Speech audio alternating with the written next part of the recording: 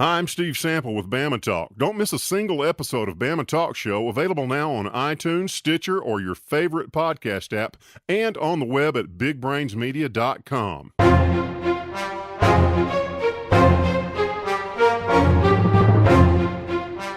Brian Peters here with your Weather Xtreme video for Saturday, June the 29th. Wow, we're seeing the end of June.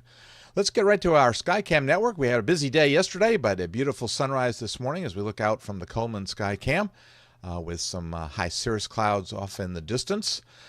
Can't see much at Inverness, and that indicates that we do have some fog in the area. I think the fog will burn off fairly quickly this morning, and no dense fog advisory in effect, so it's pretty patchy, I think, across the area. The frontal boundary has more or less kind of getting into extreme North Alabama in the vicinity of the Tennessee-Alabama line.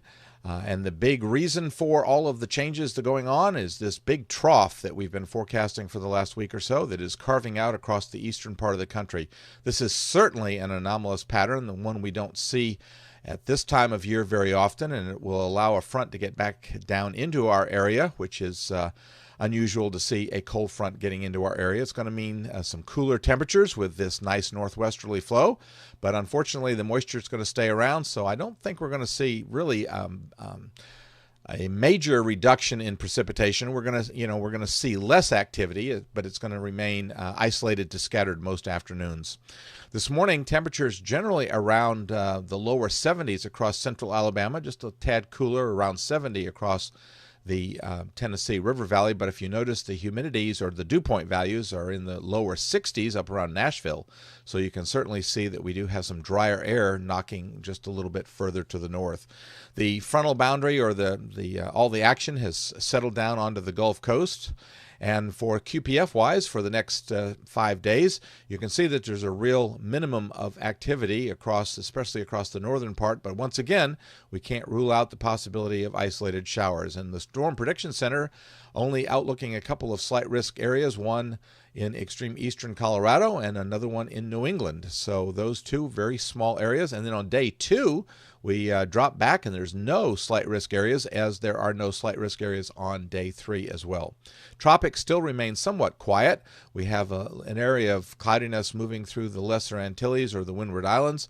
However, as you look at the wind flow aloft, the winds, especially higher up, are just not conducive for that system to develop. You can see there's a strong westerly flow over the Caribbean, so it's not likely to develop. All right, the 060 GFS model run. There's the weather map for today, and you can see basically the thickness is coming down, the 576 line. Sitting around Montgomery or just slightly south of Montgomery, so definitely going to be cooling the atmosphere. That's going to make for some nice days here with mid-80s for, say, Monday and Tuesday at least.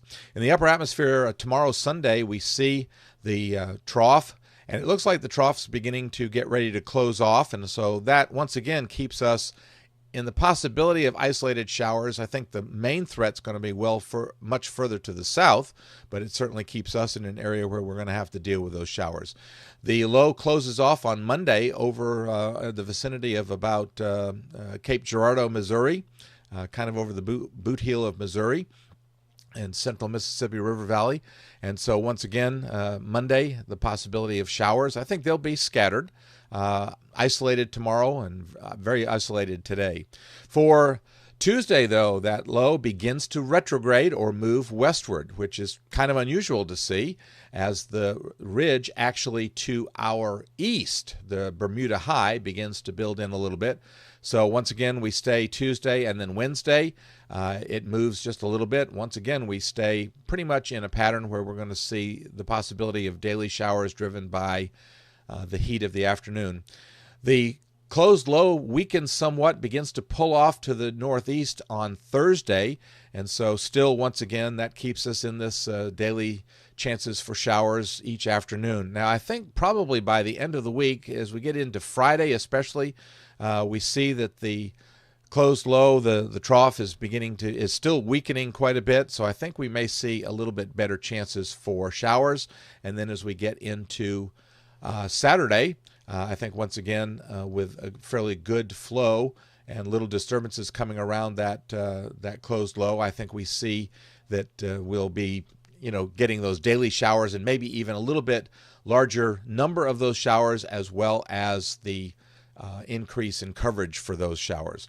Now, extending the forecast out into the future, the one good thing that we're seeing is that while the GFS weakens the trough over the central part of the country there along the Mississippi River, it certainly is keeping that pattern. So that means that, there's no sign of any really, really high heat, at least for now, and it keeps that troughiness even all the way out to the 14th of July. This is 372 hours out. So the bottom line is that we're going to see at least the start of July is going to be a little bit cooler than what we would typically expect.